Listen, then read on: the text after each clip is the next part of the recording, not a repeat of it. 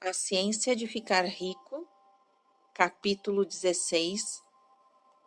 Algumas advertências e observações conclusivas. Muitas pessoas zombam da ideia de que há uma ciência exata para enriquecer, presas à ideia de que a fonte de riqueza é limitada. Insistirão que as instituições sociais e governamentais devem mudar antes, para que um número considerável de pessoas possa ganhar sua subsistência. Mas isto não é verdade. É verdade que os governantes atuais mantêm o povo na pobreza, mas isto é porque o povo não pensa e não age de uma certa maneira. Caso o povo comece a agir como sugerido neste livro, nem os governos, nem os sistemas industriais podem detê-lo. Todos os sistemas deverão ser modificados para acomodar o movimento de progresso. Caso o povo tivesse a mente próspera, teria a fé que poderia enriquecer e fosse adiante com o fixo propósito de enriquecer, nada poderia mantê-los na pobreza. Os indivíduos podem aderir ao certo modo, em qualquer era, sob qualquer governo, e enriquecer.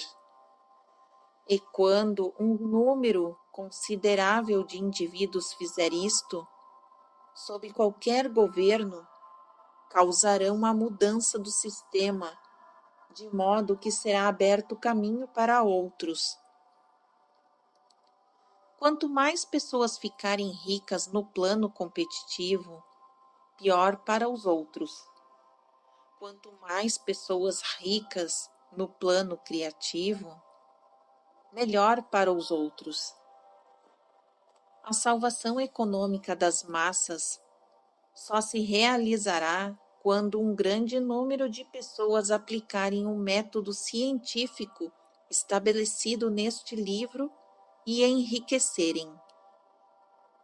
Estes mostrarão aos outros o caminho de inspiração, o desejo de vida real, com a fé que pode ser alcançada e com o propósito de alcançá-la.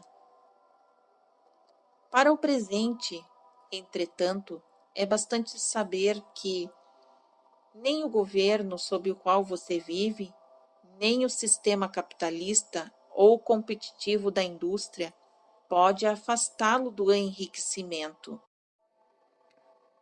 Quando você entra no plano criativo do pensamento, você ascende sobre todas estas coisas e torna-se cidadão de um outro reino.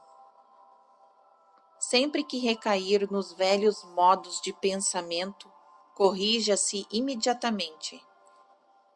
Quando você passa à mente competitiva, você perde a cooperação da mente suprema. Não perca tempo planejando como você se encontrará com emergências possíveis no futuro, a não ser que as medidas necessárias possam afetar suas ações hoje. Você está comprometido a fazer o trabalho de hoje de modo perfeito e bem-sucedido, não com as emergências que podem surgir amanhã. Você pode resolvê-las quando vierem. Não se preocupe perguntando-se como você superará os obstáculos que podem aparecer no horizonte de seus negócios, a menos que você veja claramente que seu curso poderá ser alterado hoje, a fim de evitá-los. Não importa o quão colossal a obstrução possa parecer à distância, você verá que, seguindo de um certo modo, ela desaparecerá à medida que você se aproxima, ou um caminho sob ou em torno dele aparecerá. Nenhuma combinação possível de circunstâncias pode derrotar um homem ou uma mulher que estejam enriquecendo, seguindo linhas estritamente científicas.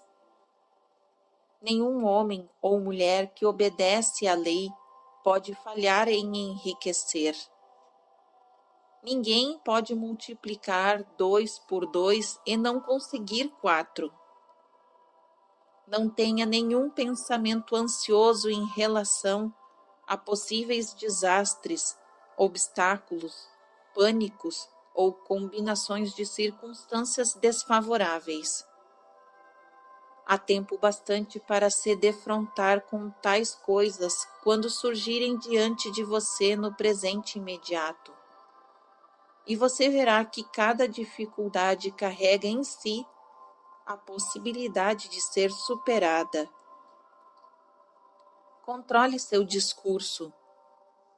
Nunca fale de si, de seus problemas ou de qualquer outra coisa de modo desanimado ou desanimador. Nunca admita a possibilidade de falha, ou fale de modo que pressuponha a falha como uma possibilidade.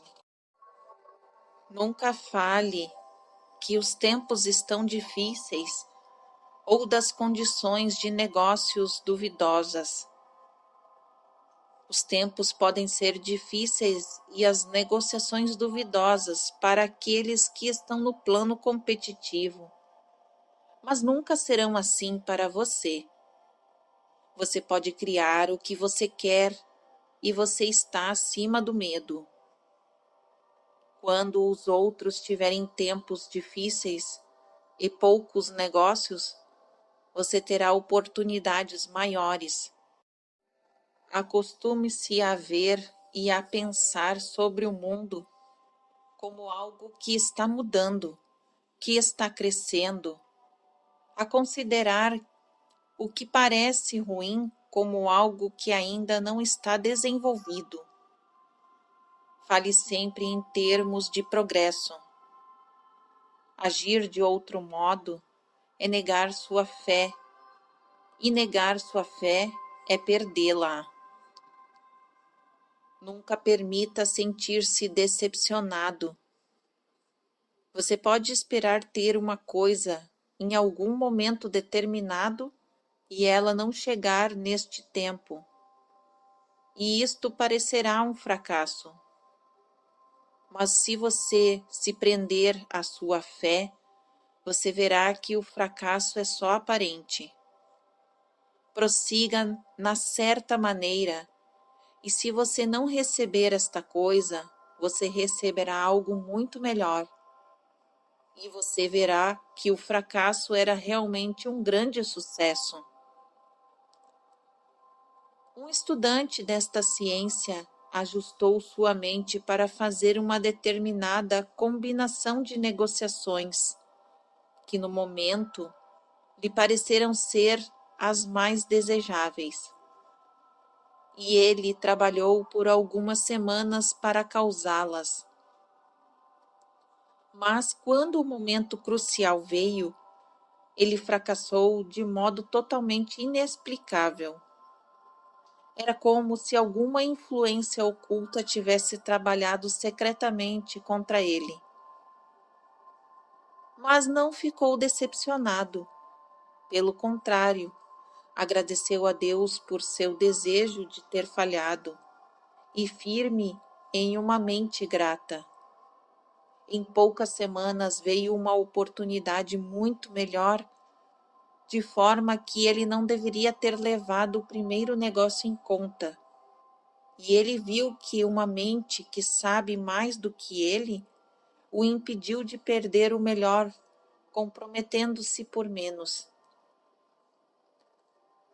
Este é o modo que cada fracasso aparente trabalhará para você. Se você mantiver a sua fé e fixar seu propósito, e for grato, e fizer a cada dia tudo o que pode ser feito naquele dia, fazendo cada ato separado de um modo bem-sucedido. Quando você falha, é porque você não pediu o bastante. Persevere, e algo melhor do que você está procurando virá certamente. Lembre-se disto. Você não falhará porque não tem o talento necessário para fazer o que você deseja fazer.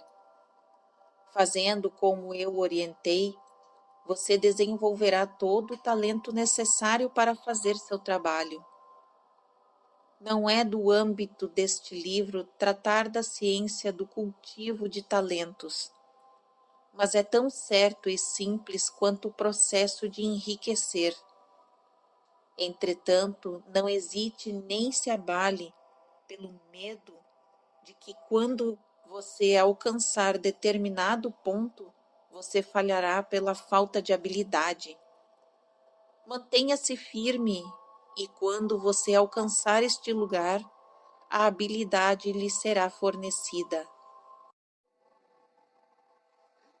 A mesma fonte de habilidades que está aberta a você foi a que permitiu ao autodidata Lincoln fazer o maior e melhor governo já realizado por uma única pessoa. Você pode atrair para a sua mente toda a sabedoria que há e usá-la quando se encontrar com as responsabilidades que serão colocadas diante de você. Prossiga na fé total. Estude este livro. Faça dele seu companheiro constante, até que você domine todas as ideias contidas nele. Quando você estiver firmemente estabelecido na fé, você estará bem para desistir de divertimentos e permanecer afastado dos lugares onde as ideias que se opõem a ele são pregadas em discursos ou sermões. Não veja literatura pessimista ou conflitante, nem argumentos sobre este assunto. Passe a maior parte do seu tempo de lazer contemplando sua imagem e cultivando a gratidão. E lendo este livro, é claro. Ele contém tudo o que necessita saber sobre a ciência de enriquecer. E você encontrará todos os fundamentos resumidos no capítulo seguinte. Fim do capítulo 16.